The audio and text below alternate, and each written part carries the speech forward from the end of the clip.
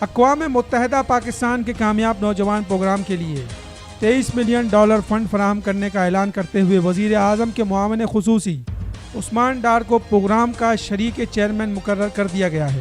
تفصیلات کے مطابق اسلام آباد میں وزیر اعظم عمران خان کے معاون خصوصی عثمان ڈار اور اقوام متحدہ کے حکام کی ملاقات ہوئی، جہاں عثمان ڈار نے اقوام متحدہ کے حکام کو کامیاب نوجوان پروگرام کی تفصیلات سے آگاہ کیا۔ وزیر اعظم عمران خان نے کامیاب نوجوان پروگرام کے لیے فنڈز فراہم کرنے پر اقوام متحدہ کا شکریہ ادا کرتے ہوئے کہا کہ پاکستانی نوجوانوں میں بے پناہ ٹیلنٹ اور صلاحیت موجود ہے، چاہتے ہیں کہ نوجوانوں کو ملک کی ترقی میں مؤثر کردار ادا کرنے کا موقع دیں۔ اس موقع پر گفتگو کرتے ہوئے عثمان ڈار نے کہا کہ متعدد منصوبوں کا فریم ورک مکمل کر دیا گیا ہے اور جلد ہی لانچنگ ہوگی۔ نوجوانوں کو کامیاب بنانا اصل ہدف ہے۔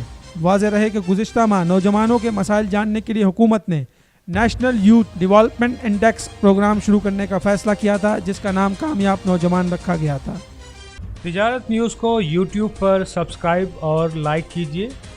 اس کے ساتھ ساتھ بیل آئیکن کو بھی لازمی کلک کیجیے تاکہ آپ تک پہنچ سکیں ہماری تمام منفرد خبریں جو آپ دیکھنا چاہتے ہیں۔